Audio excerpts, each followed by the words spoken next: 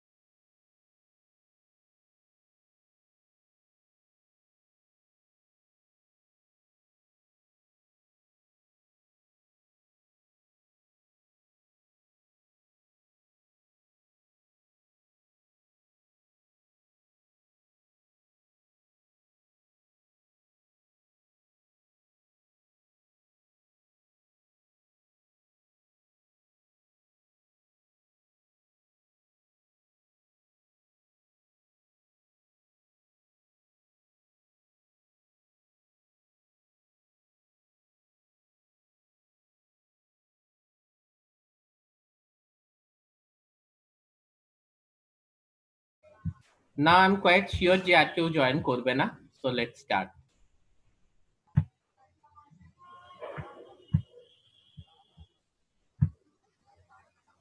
ওকে, তো আমার গলা শোনা যাচ্ছে প্রিয়াঙ্কা? আর স্ক্রিনটা দেখা যাচ্ছে দুটো ভাইরাসের ছবি? হ্যাঁ স্যার দেখা যাচ্ছে। আর গলাও শোনা যাচ্ছে? হ্যাঁ। আচ্ছা, আমি একটা কথা তোমাদের বলি, যেহেতু তোমরা ভালো স্টুডেন্ট এবং অনেক মার্কস পাচ্ছ, যে ভবিষ্যতে নিশ্চয়ই তোমরা এইখানে থেকে পাশ করে গিয়ে চাকরি জব ইত্যাদির জন্য চেষ্টা করবে, কেউ বাড়িতে থাকবে না, বসে থাকবে না। তো এটার জন্য কিন্তু খুব এসেনশিয়াল।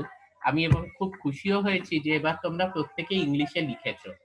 জানো তো এখন জব পাওয়ার কিন্তু একটাই ক্রাইটেরিয়া, এবং তোমরা নিশ্চয়ই অনেকেই জানো যে আমি রেগুলারলি এই ধরনের অনেক কিছুর সঙ্গেই, মানে এই রিক্রুটমেন্ট ইত্যাদির সঙ্গেও যুক্ত, এই কম্পিটিটিভ এক্সামিনেশনের সঙ্গে। যে একটাই ক্রাইটেরিয়া, সেটা কিন্তু ইংরেজিটা ভালো হতে হবে।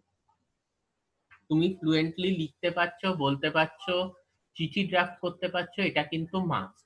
এবং এটা কিন্তু কখনোই পিকে দে সরকারের গ্রামার বই পড়ে হবে না। তুমি যদি নিজের লেখাপড়াটা ইংরেজিতে করো, তাহলেই কিন্তু জিনিসটা হবে। কেউ এক্সেপশনাল ইংরেজি তোমাদের লিখতে বলছে না, আমরা তো ইংরেজি পড়াই না, আমরা মলিকুলার বায়োলজি পড়াই। তার জন্য যেটুকু আর কি মানে যদি এটা তোমরা ইংরেজিতে পড়তে পারো এবং লিখতে পারো, তাতে যত ভুল থাকুক, ভুলের জন্য তো তোমার নম্বর কাটছে না, ইংরেজির ভুলের জন্য, then it will be much better for you, for your future endeavour. সেটা কিন্তু খুব ম্যাটার করে। So I will always recommend যে তোমরা কিন্তু ইংরেজিতে জিনিসটা পড়ো। এনিওয়ে, দুজন স্টুডেন্টকে নিয়ে আর আমি কি পড়াবো, যাই হোক, আমি স্টিল বেসিক্স গুলো বলে দিচ্ছি। আমি গতকাল ভাইরাসের একটা নোট আপলোড করেছিলাম, আমি আজকে আবার একটা ভাইরাসের নোট আপলোড করে দেব, সেটা হচ্ছে ভিরিয়য়েডস নিয়ে। এই নোটের মধ্যে যা আছে তার বাইরে তোমাদের কিছু আসবে না, ফলে যা পড়ার এর থেকে পড়লেই হবে। আচ্ছা, প্রথমে আমরা একটু দুটো ভাইরাসের স্ট্রাকচার দেখবো। আমরা এই নোটসে প্রপার্টিজ ইত্যাদি সব রয়েছে, so you can go through it. 3 পাতার মধ্যে নোট আর ভিরিয়য়েডের 1 পাতার নোট, ঠিক আছে? ভাইরাসের স্ট্রাকচারে এসেনশিয়ালি 6টা কম্পোনেন্ট কিন্তু খুব ইম্পর্টেন্ট। প্রিয়াঙ্কা শোনা যাচ্ছে তো? হ্যাঁ স্যার শোনা যাচ্ছে। হ্যাঁ, এই 6টা কম্পোনেন্ট হচ্ছে ক্যাপসিড। আচ্ছা, মানে দুজন ঢুকেছে। সেই 6টা কম্পোনেন্ট হচ্ছে capsid, DNA, envelope protein, enzyme এবং আরএনএ। ঠিক আছে, আমরা জানি যে this is the structure of a bacteriophage. আমরা লাস্ট দিন যেটার ব্যাপারে একটু পড়েও ছিলাম, যে these are friendly viruses at times. Why we call them friendly viruses? কারণ এই ভাইরাস গুলো অনেক সময় আমাদের সাহায্য করে আর কি, যে ব্যাকটেরিয়াল ইনফেকশন যেগুলো, সে ব্যাকটেরিয়াল ইনফেকশনকে ওভারকাম করতে। কিভাবে না, এরা ব্যাকটেরিয়াকে মেরে দেয়, তো ব্যাকটেরিয়াকে মেরে দেওয়ার জন্য কিন্তু ব্যাকটেরিয়াল ইনফেকশন ওভারকাম করতে এরা সাহায্য করে। তাই জন্য এদেরকে বলে bacteriophage, the thing that eats bacteria. Okay, anyway, the thing is that যে এই bacteriophage they are essentially DNA viruses. হ্যাঁ, তো এখানে আমরা দুটো জিনিস দেখতে পাচ্ছি। This is the capsid. আমি লাস্ট ক্লাসেও বলেছি যে একটা এনভেলাপ বলতে একটা কোট, একটা protein coat that surrounds the genetic material. Whether the genetic material is DNA or RNA, there is a protein coat which surrounds the genetic material. That protein coat is called capsid. এই capsid কিন্তু individual subunit দিয়ে তৈরি হয়। এক একটা সাবইউনিটকে বলা হয় গিয়ে হচ্ছে ক্যাপসোমিয়ার। ক্যাপসোমিয়ার, একাধিক ক্যাপসোমিয়ার একসাথে যুক্ত হয়ে এই ধরনের ক্যাপসিড তৈরি করে, যেটা কিন্তু genetic material that is DNA or RNA সেটাকে ঘিরে থাকে। নাও let us come to a little bit more complex virus, that is human immunodeficiency virus. ঠিক আছে, এই এইচআইভি বা হিউম্যান ইমিউনোডেফিসিয়েন্সি ভাইরাস, এটা কিন্তু একটু কমপ্লেক্স স্ট্রাকচার। তার আগে একটা জিনিস বলে দিই, সেটা হচ্ছে এই যে capsid which basically surrounds the genetic material that is made up of capsomeres, এই ক্যাপসিডে কিন্তু একটা সিমেট্রি থাকে, একটা জিওমেট্রি থাকে। ঠিক আছে, আমরা মানে জিওমেট্রি থাকে বলতে it has got a specific shape and a specific symmetry, যেটার উপর বেস করে আমরা কিন্তু ভাইরাসকে ক্লাসিফাইও করতে পারি। হ্যাঁ, আচ্ছা, হিউম্যান ইমিউনোডেফিসিয়েন্সি ভাইরাসে আমরা কিন্তু মোটামুটি এই 6টা কম্পোনেন্ট দেখতে পাই, যে 6টা কম্পোনেন্ট একটা ভাইরাসে থাকে। সব থেকে আগে হচ্ছে human immunodeficiency virus is a retrovirus. ঠিক আছে, তার মানে সেখানে হচ্ছে আরএনএ হচ্ছে গিয়ে genetic material. So the genetic material is RNA, কার্সারটা দেখো তোমরা দেখতে পাচ্ছ। Okay, and then the point is যে তাহলে আমাদেরকে ইনফেক্ট করে আমাদের সেলের মধ্যেও নিজের জেনেটিক মেটেরিয়ালটা কিভাবে ইন্টিগ্রেট করবে। কারণ আমাদের যে কোষ আছে, আমাদের তো genetic material DNA which is double stranded, আর ওর আরএনএটা হচ্ছে গিয়ে সিঙ্গেল স্ট্র্যান্ডেড। তো কি করে এই ট্রান্সফরমেশনটা কি করে হবে, তার জন্য রেট্রোভাইরাসের মধ্যে এক ধরনের উৎসেচক বা এনজাইম থাকে। এই উৎসেচকটিকে বলা হয় গিয়ে হচ্ছে reverse transcriptase. Reverse transcriptase, transcription মানে কি, যেখানে ডিএনএ থেকে আরএনএ তৈরি হচ্ছে। That process conducted by RNA polymerase is known as transcription. So এটা যখন রিভার্স ডিরেকশনে হচ্ছে, দ্যাট ইজ আরএনএ থেকে যখন ডিএনএ সিনথেসিস হচ্ছে, that is called reverse transcription. DNA থেকে আরএনএ হলো, দ্যাট ইজ ট্রান্সক্রিপশন। এবার আরএনএ থেকে যখন ডিএনএ হচ্ছে, that is reverse transcription. It is mediated by an enzyme which is known as reverse transcriptase. তাহলে এই যে লাল কম্পোনেন্টটা, this is an enzyme. Okay, then we have this capsid. এই যে আমার কার্সারটাকে ফলো করবে, এই লেয়ারটা হচ্ছে গিয়ে capsid. So the basic requirement, যদি সিম্পল থেকে সিম্পল ভাইরাস আমরা দেখি, so the basic requirement is it has to have this genetic material that is either DNA or RNA, and that has to be surrounded by a capsid, which is having a proper geometry and a proper shape. Okay, এটা হচ্ছে একেবারে basic requirement. ভিরিওয়েডের ক্ষেত্রে আমরা last ক্লাসেও দেখেছিলাম, এবং যারা পরে জয়েন করলে তাদের উদ্দেশ্যে বলে দিই, এই ক্লাসে আমি ভিরিওয়েডের একটা নোটস আবার আপলোড করে দেব, 1 পাতার নোটস আর ভাইরাসের 3 পাতার। এর বাইরে কিচ্ছু পড়তে হবে না, এর বাইরে কিচ্ছু আসবে না।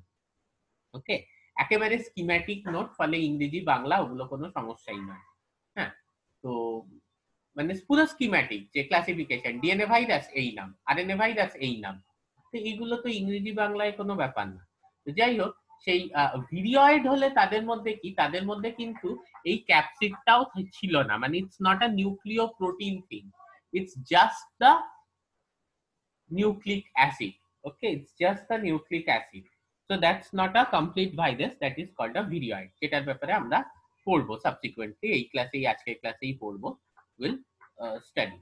So this is the capsid. তাহলে আমাদের জেনেটিক মেটেরিয়াল, সেটাকে আরএনএ থেকে ডিএনএ তে কনভার্ট করার জন্য we have this enzymes, reverse transcriptase, then we have the capsid। এবারে এই ক্যাপসিডের বাইরে, ঠিক আছে, outside this capsid what we have is the envelope, ঠিক আছে, which surrounds the capsid। ঠিক আছে, এইবার হচ্ছে গিয়ে বাইরে হচ্ছে এনভেলাপটা, এবং এনভেলাপের বাইরে এই প্রোটিনগুলোকে বলা হয় এনভেলাপ প্রোটিন। এই এনভেলাপ প্রোটিন গুলো কিসে সাহায্য করে না, হোস্ট সেল, হ্যাঁ, পোষক কোষকে রেকগনাইজ করতে, চিনতে সাহায্য করে, বা তার সাথে বাইন্ড করতে, পোষক কোষের সাথে বাইন্ড করতে সাহায্য করে গিয়ে হচ্ছে এই ধরনের তোমার এনভেলাপ প্রোটিন গুলো। এগুলোর ব্যাপারে আজকাল আমরা সবাই জানি যে করোনা ভাইরাস, করোনা নামটাই এসছে গিয়ে হচ্ছে তারই এনভেলাপ প্রোটিনের থেকে। ঠিক আছে, করোনা ভাইরাসের ক্ষেত্রে এই যে এনভেলাপ প্রোটিনটা, এটা হচ্ছে লাইক স্পাইকস, মানে করোনা, সূর্যের করোনা যেরকম আর কি, ইটস লাইক স্পাইকস, সেরকম স্পাইকস থাকে। আমরা ছোটবেলায় সূর্য আঁকতাম তো, একটা গোলের মধ্যে এরকম সাইকেলের চাকায় যেরকম স্পোক থাকে সেরকম স্পোক আঁকতাম, সেই জিনিসটা, সেখান থেকে করোনা নামটা এসছে। ওকে, সো দিস করোনা ভাইরাস আমরা সবাই জানি, ইট has goat very prominent spike like this envelope protein, and they are useful in recognizing the host cell। আমরা জানি যে আমাদের যে এই যে এইচআইভি, এ কি করে না, আমাদের যে সেল মিডিয়েটেড ইমিউন সিস্টেম, তাতে এক ধরনের খুব ইম্পর্টেন্ট ইমিউন সেল থাকে, যেটা আমাদের রোগ প্রতিরোধ ক্ষমতাকে খুব ভালোভাবে নির্ণয় করে, তাকে বলছি আমরা যে CD4 হেল্পার টি সেলস। ঠিক আছে, this are CD4+। Okay, helper T cells, এই ধরনের হেল্পার টি সেলস কি করছে যে আমাদের it provides a cell mediated immunity। okay, it's a part of this adaptive immune system provided cell mediated immunity। এবার HIV কি করছে যে ওখানে যে CD4+ মলিকিউলস গুলো আছে সেগুলোকে রেকগনাইজ করছে using this spike protein and binds to this. হ্যাঁ, ওকে, তার জন্য কি হচ্ছে যে হেল্পার টি সেলস কে যদি ডিরেগুলেট করে দেয়া যায়, হেল্পার টি সেলস কে যদি ডিরেগুলেট করে দেয়া যায়, তখন কিন্তু মানুষ আস্তে আস্তে ইমিউনিটি হারিয়ে ফেলে।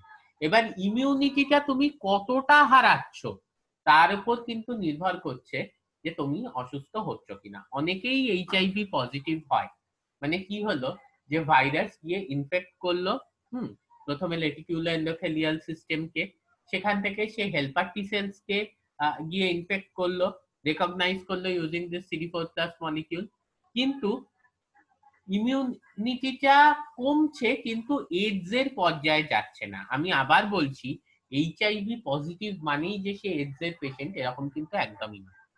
এইডস কোনো অসুখ নয়, AIDS is a syndrome, acquired immuno deficiency syndrome. Okay, you people know what is a syndrome? A syndrome is nothing but it is a collection of symptoms। অনেকগুলো সিমটম একত্রিত ভাবে, যে আমার জ্বর হচ্ছে, সর্দি হচ্ছে, অল্প ঘা হলে সেপটিক হয়ে যাচ্ছে, খুব ইজিলি আমি প্রোন হয়ে যাচ্ছি to different bacteria like mycobacterium, তারপরে স্ট্রেপ্টোককাস নিউমোনি, যেগুলো খুব সহজে আমার মধ্যে নিউমোনিয়া বা টিউবারকুলোসিস হচ্ছে বা সেপ্টিসেমিয়া হয়ে যাচ্ছে। এই ধরনের একাধিক ইমিউন ডেফিসিয়েন্ট সিমটমস কে বলা হয় গিয়ে হচ্ছে একটা সিনড্রোম, যেটা হচ্ছে এইডস। তো যখন ব্যাপারটা আমাদের ইমিউনিটিটা ওই লেভেলে কমে যাবে এইচআইভি ইনফেকশনের জন্য, তখনই কিন্তু আমরা বলবো যে একটি মানুষের এইডস হয়েছে। এটা কিন্তু সঙ্গে সঙ্গে হয় না, এটা হতে 5 বছর লাগতে পারে, এটা হতে 10 বছর লাগতে পারে। ঠিক আছে, ফলে হোয়াটসঅ্যাপে দেখবে কয়েকদিন আগে একটি পোস্ট খুব ভাইরাল ছিল, যে একটি ছেলে, সে তোমরা দেখেছো কিনা জানি না, সে রানীগঞ্জের একটা জায়গায় সে ওই রকম একটা ফল খাচ্ছিল আর কি। তো ফলটা কাটার সময় ফল বিক্রেতার হাত কেটে গেছে এবং ওই ফলের মধ্যে একটু রক্ত পড়েছে। তো অত ছেলেটা খেয়াল করেনি, খেয়েছে। তারপরে তার অসুস্থ লাগতে শুরু করে দুদিনের মধ্যে, এবং 15 দিন পর টেস্ট করে দেখা যায় তার এইডস হয়েছে। তো দিস ইজ কমপ্লিটলি বোগাস, এটা কখনোই হতে পারে না। প্রথম কথা হচ্ছে যে এইচআইভি ভাইরাস 30 সেকেন্ডের বেশি বাঁচতে পারে না, 30 থেকে 40 সেকেন্ডের বেশি এমনি সার্ফেসে বাঁচতে পারে না। ঠিক আছে, নেক্সট হচ্ছে যে ওরকম রক্ত থেকে ইট হ্যাজ টু বি মানে the transmission from should be from blood to blood or blood to body fluid. ঠিক আছে, তুমি রক্তটা যদি তোমার পেটে চলে যায়, আনলেস তোমার আলসার আছে, তোমার কিন্তু কখনোই সেই ট্রান্সমিশনটা হবে না। ইভেন যদি তুমি সাপের বিষ ঢকঢক করে খেয়ে নাও, হ্যাঁ, সুইসাইড করার জন্য, তুমি কিন্তু মরবে না আনলেস তোমার আলসার আছে। কারণ এগুলো তখনই এফেক্ট করে যখন তোমার পেটে কোনো আলসার বা ক্ষত আছে, রক্তের সঙ্গে কন্ট্যাক্টে আছে, রাদার তোমার ডাইজেশন খুব ভালো হয়ে যাবে সাপের বিষটা খাওয়ার জন্য। তো আমার বলার উদ্দেশ্য এইটাই। এবং তারপরে 15 দিনের মধ্যে এডস এর সিমটম দেখা গেল, এটা কখনোই হয় না। এইচআইভি পজিটিভ, এডস না, এইচআইভি পজিটিভ এটা ডিটারমাইন করতে 2 মাস লেগে যায়। মানে যখন তোমার ব্লাডে ভাইরাল লেভেল অতটা আছে, ভাইরাসের লেভেল সেইটা আসতে, যে করসপন্ডিং অ্যান্টিবডিজ প্রডিউস হয়েছে। তো this are not possible. Okay, just আমি তোমাদের একটা প্রিলিউড দিলাম, because this HIV is a very important virus. সেই জন্য এই প্রিলিউডটুকু তোমাদের দিলাম যে ওইভাবে ইনফেকশন কিন্তু হয় না, এগুলো হচ্ছে আমাদের ভুল ধারণা। এবং অনেকের ক্ষেত্রে দেখা গেছে স্মল পক্স তো এখন হয় না, আগে যারা স্মল পক্সে এফেক্টেড ছিল তাদের কিন্তু এইচআইভি ইনফেকশনের চান্স অনেক কমে যায়। কেন জানো তো? কারণ হেল্পার টি সেলস এর মধ্যে এই যে CD4+ যে প্রোটিনটা, এটার মাত্রা স্মল পক্স ভাইরাসের দরুন অনেক কমে যায়। তার জন্য স্মল পক্স ভাইরাস যাকে ইনফেক্ট করেছে, যেহেতু তাদের মধ্যে CD4+ প্রোটিনটার মাত্রা অনেক কমে গেছে, তাই জন্য এই যে এইচআইভি কিন্তু তাদেরকে ইনফেক্ট করতে পারে না। আমরা জানি যে করোনার এই যে সিমিলার এনভেলাপ প্রোটিন আছে, এটা ACE2 রিসেপ্টর আমাদের যে কোষের, হ্যাঁ, সেই কোষের ACE2 রিসেপ্টর বিশেষ করে লাং সেলসের, তার সঙ্গে বাইন্ড করে এবং ফার্দার ইনফেকশনটা করায়। It leads to the infection. আচ্ছা, এনিওয়ে আমরা তারপরে চলে যাই।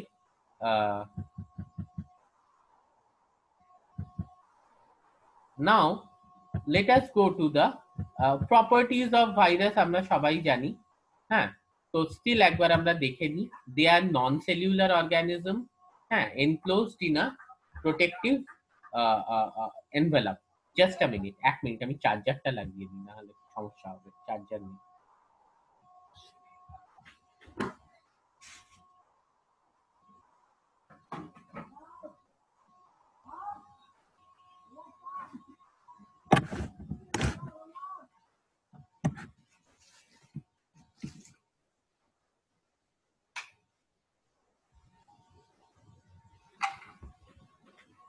হ্যাঁ, সরি ফর দ্য ইন্টারাপশন।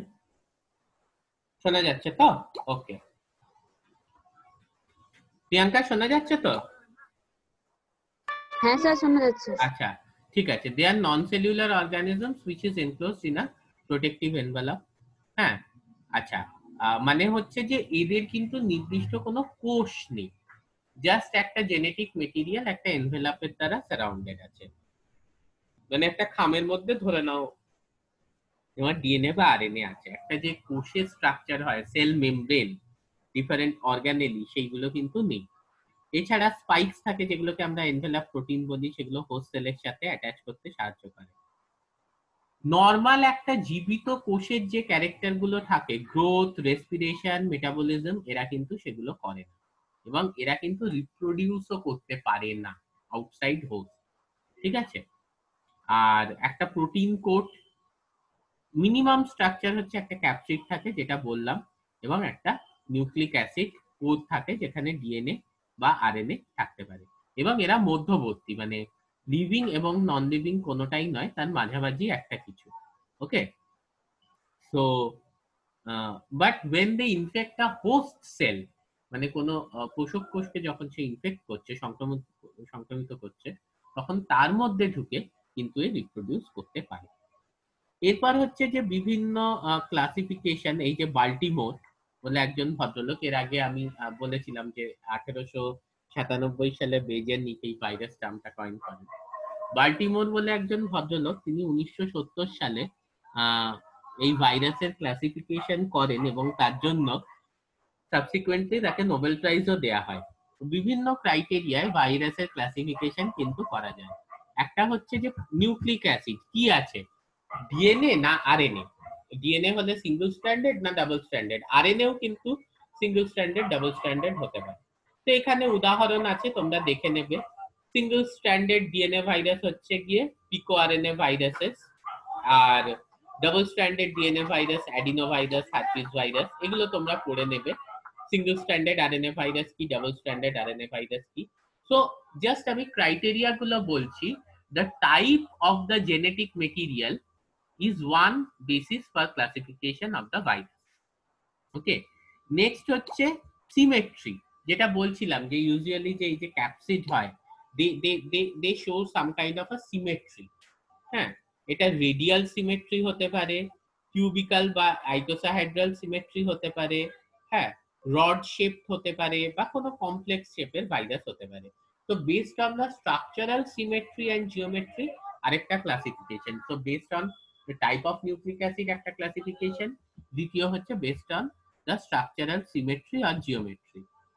তারপর হচ্ছে রেপ্লিকেশন প্রপার্টিজ, মানে ভাইরাল ডিএনএ বা আরএনএ কিভাবে রেপ্লিকেট হচ্ছে এবং কোথায় রেপ্লিকেট হচ্ছে, সেটা সাইটোপ্লাজমে রেপ্লিকেট হচ্ছে নাকি সেটা নিউক্লিয়াসে, মানে পোষক কোষের কথা আমি বলছি, সেটা পোষক কোষ বা হোস্ট সেলের সাইটোপ্লাজমে রেপ্লিকেট করছে, না হোস্ট সেলের নিউক্লিয়াসে রেপ্লিকেট করছে, না উভয় সাইটোপ্লাজম নিউক্লিয়াস দুটোতেই রেপ্লিকেট করছে।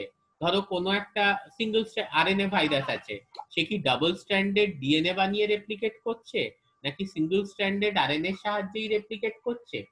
এই যে বিভিন্ন প্রপার্টিজ গুলো আছে, যে ডাবল স্ট্র্যান্ডেড ডিএনএ ইন্টারমিডিয়েট বা সিঙ্গেল স্ট্র্যান্ডেড আরএনএ ইন্টারমিডিয়েট এরকম কিছু তৈরি করছে কিনা, বা রেপ্লিকেশনটা পোষক কোষের বা হোস্টেলের কোথায় হচ্ছে, নিউক্লিয়াসে হচ্ছে, সাইটোপ্লাজমে হচ্ছে, না নিউক্লিয়াস সাইটোপ্লাজম দুটোতেই হচ্ছে, এইটার উপর বেস করেও কিন্তু আমরা ক্লাসিফাই করতে পারি গিয়ে হচ্ছে ভাইরাসকে। নেক্সট হচ্ছে তাহলে আমাদের নিউক্লিক অ্যাসিড, শেপ বা সিমেট্রি বা জিওমেট্রি, আর হচ্ছে রেপ্লিকেশন কোথায় হচ্ছে এবং কি মাধ্যমে হচ্ছে, মানে double stranded DNA, single stranded RNA কিসের মাধ্যমে হচ্ছে। ঠিক আছে, এবারে নেক্সট হচ্ছে যে হোস্ট, সে কি ধরনের হোস্টকে ইনফেক্ট করে, সে কি অ্যানিমালকে ইনফেক্ট করে, সে কি প্লান্টকে ইনফেক্ট করছে, সে কি কোনো ব্যাকটেরিয়াকে ইনফেক্ট করছে নাকি ইনসেক্টকে ইনফেক্ট করছে, এর উপর বেস করেও কিন্তু ভাইরাল ক্লাসিফিকেশন সম্ভব। So there are animal viruses, যেগুলো আমরা খুব ভালো করে জানি, influenza, corona, mumps, rabies, herpes, polio. ঠিক আছে, তোমরা নিশ্চয়ই দেখেছো, আশেপাশের অনেকে হয়েছে। প্লান্ট ভাইরাসেস, ঠিক আছে, আমরা জানি টোবাকো মোজাইক ভাইরাস সব থেকে ইম্পর্টেন্ট যেটা ভাইরাস, কলিফ্লাওয়ার মোজাইক ভাইরাস, হ্যাঁ, তারপরে বিটের ইয়েলো ভাইরাস ইত্যাদি। ব্যাকটেরিওফাজ আমরা জানি এরকম প্রচুর আছে, ল্যামডা ফাজ আমরা সবাই নাম শুনেছি, টি2, টি4 phage, T two phage, this are viruses. Then there are insect viruses. এই ইনসেক্ট ভাইরাসেস আবার এখন খুব এরা খুব ইম্পর্টেন্টও হয়ে গেছে, যে যেখানে বায়ো কন্ট্রোল পদ্ধতি ব্যবহার করা হয়। ঠিক আছে, তোমরা জানো যে আজকাল এগ্রিকালচার মানে চাষবাসের ক্ষেত্রে এই ধরনের বায়ো কন্ট্রোল এজেন্ট হিসেবে কিন্তু ভাইরাসকে ব্যবহার করা হয়। This are called bio pesticide. Insect pest গুলোকে কিন্তু ওরা মেরে দিতে পারে।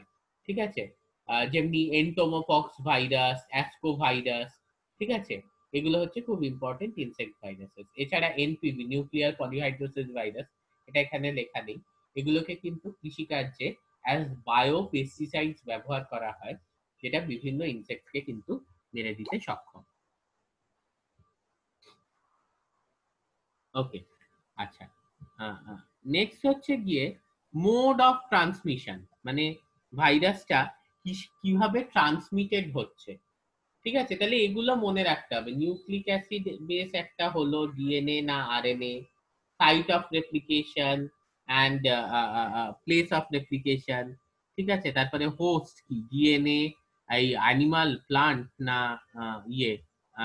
ইনসেক্ট না ব্যাকটেরিয়া, তারপর সিমেট্রি বা স্ট্রাকচারের বেসিসে, ফাইনালি হচ্ছে আরেকটা ক্লাসিফিকেশন হচ্ছে মোড অফ ট্রান্সমিশন, মানে ভাইরাসটা কিভাবে ট্রান্সমিটেড হচ্ছে।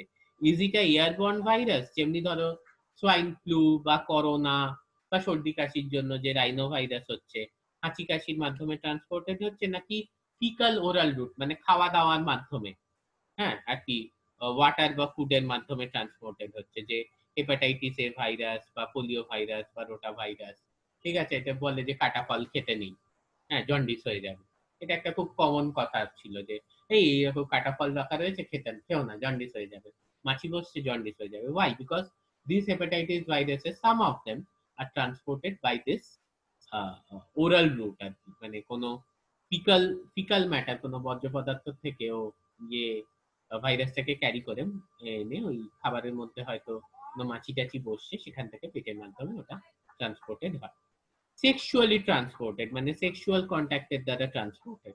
হ্যাঁ, এরকম অনেক ভাইরাস আছে, আমরা যেমনি জানি এইচআইভি, এছাড়া হচ্ছে হিউম্যান প্যাপিলোমা ভাইরাস, ঠিক আছে, এইগুলো কিন্তু সেক্সুয়ালি ট্রান্সপোর্টেড। হ্যাঁ, আর ব্লাড ট্রান্সফিউশনের দ্বারাও কিন্তু এই ধরনের হেপাটাইটিস ভাইরাস, বিশেষ করে hepatitis B, that is a HIV তো বটেই, বাট এইচআইভি থেকেও বেশি হেপাটাইটিস বি ইনফেকশন কিন্তু মোস্টলি হয়ে থাকে গিয়ে হচ্ছে ব্লাড ট্রান্সফিউশনের মাধ্যমে। তাছাড়াও হচ্ছে জুনোসিস, ঠিক আছে, জুনোসিস মানে হচ্ছে গিয়ে যে ভাইরাসটা একসময় কিন্তু অ্যানিমাল ভাইরাস ছিল, অ্যানিমাল বার্ডস বা ইনসেক্টকে এফেক্ট করতো, কিন্তু এখন তার থেকে আর কি মানুষেও ট্রান্সমিটেড হচ্ছে, ঠিক আছে, অ্যানিমাল বার্ডস বা ইনসেক্টস থেকে কিন্তু মানুষে ট্রান্সপোর্টেড হচ্ছে, ঠিক আছে, যেমনি রেবিস ভাইরাস, ঠিক আছে, কিংবা এই যে ইবোলা ভাইরাস।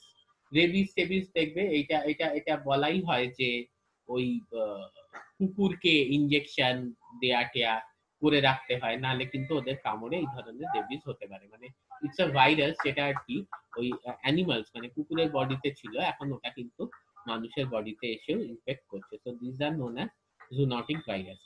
এবং এখানে যেহেতু কয়েকজন মেয়েও আছো যারা আর কি ক্লাসটা করছো, so this is very important যে তোমাদের যা এজ হচ্ছে, আরেকটু এজ যখন বাড়বে, ঠিক আছে, maybe 25-30, you do a pap test at least once in 2 years, ঠিক আছে, এই প্যাপ টেস্ট কিন্তু খুব ইম্পর্টেন্ট।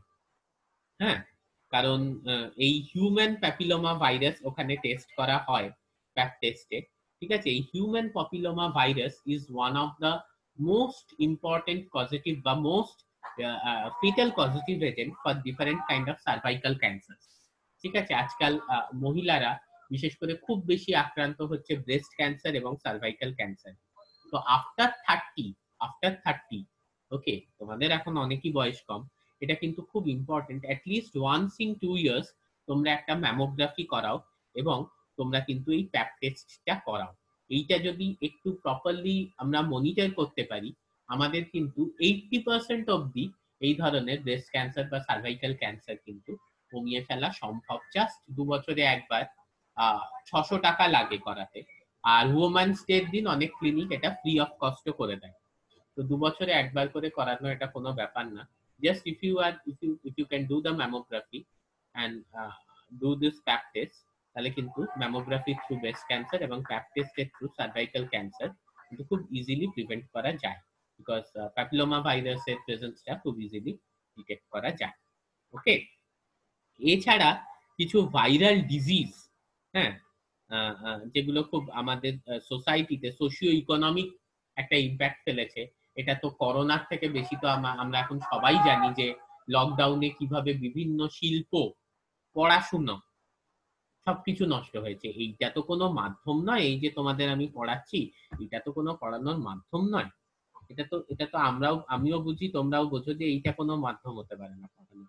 যে আমি এরকম লেকচার দিয়ে যাচ্ছি, গোটা 5 স্টুডেন্ট, তোমরা কানে হেডফোন লাগিয়ে বসে আছো শুনছো।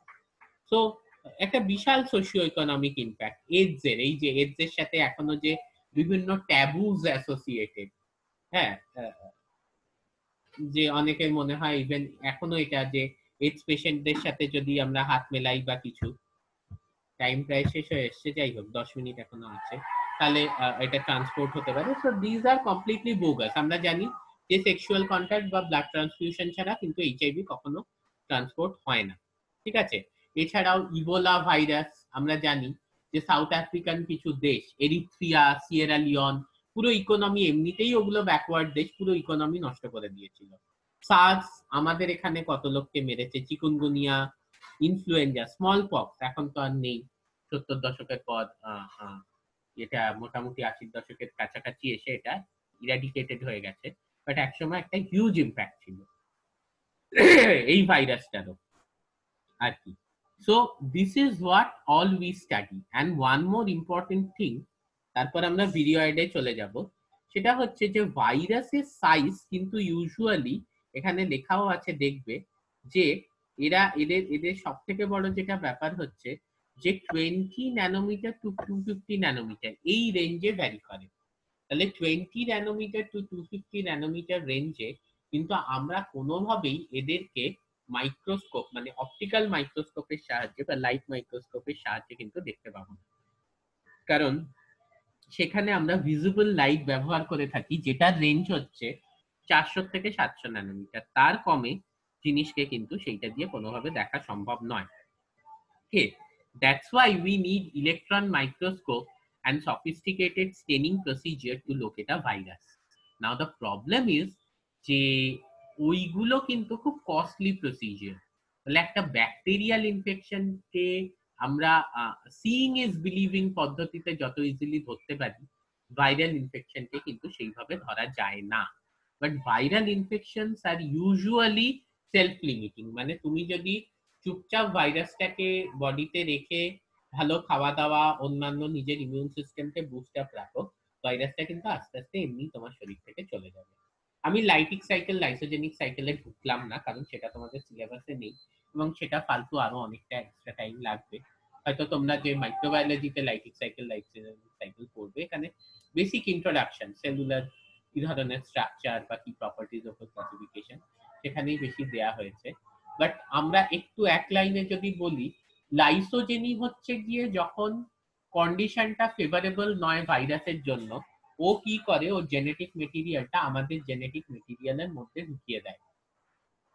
লাইসোজেনিতে কি হচ্ছে, যখন কন্ডিশনটা ফেভারেবল নয় রেপ্লিকেশনের বা ওর রিপ্রোডাকশনের জন্য, তখন ও কি করবে, ওর জেনেটিক মেটেরিয়ালটা আমাদের জেনেটিক মেটেরিয়ালে ঢুকিয়ে দেবে।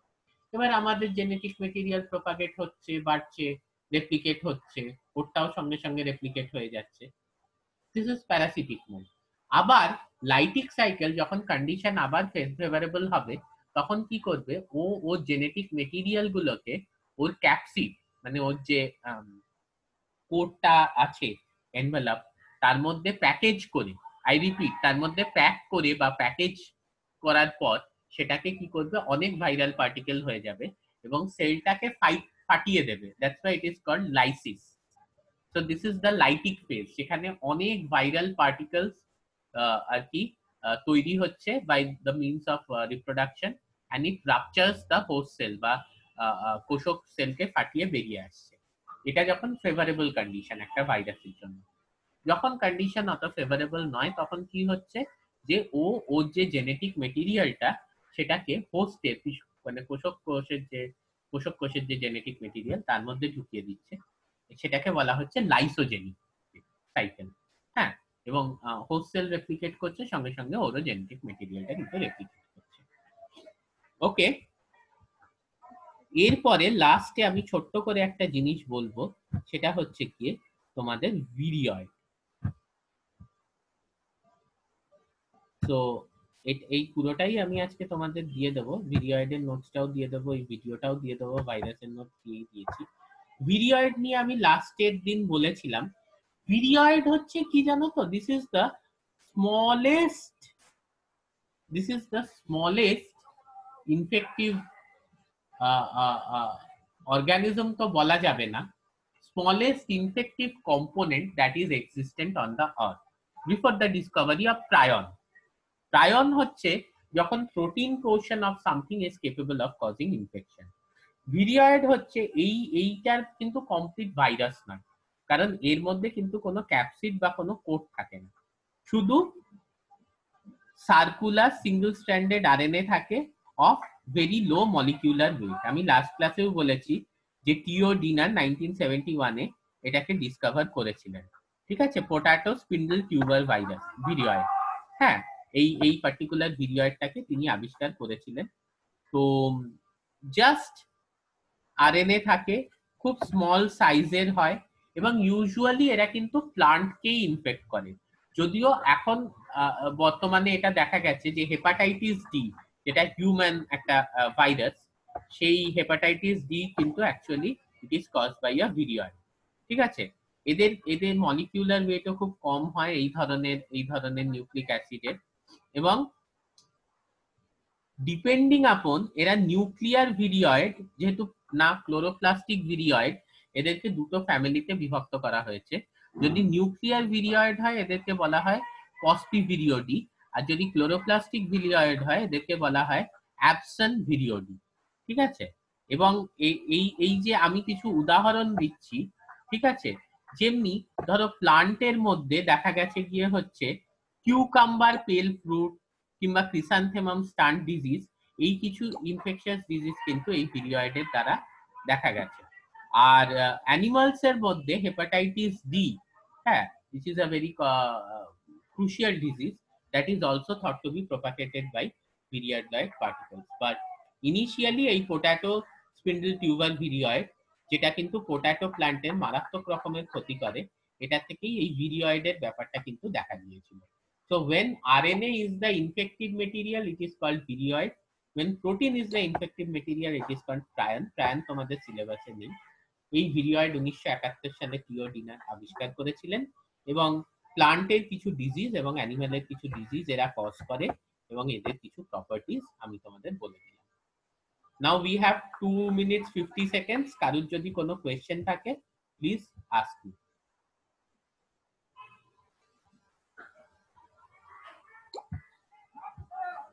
Any question? So I would recommend, যেটা আমি তোমাদের বলছিলাম যে ভবিষ্যতে চাকরি বাকরি সবকিছুর জন্য অলওয়েজ প্র্যাকটিস ইংলিশ, এবং ইংলিশে লেখার চেষ্টা করো। হ্যাঁ, আর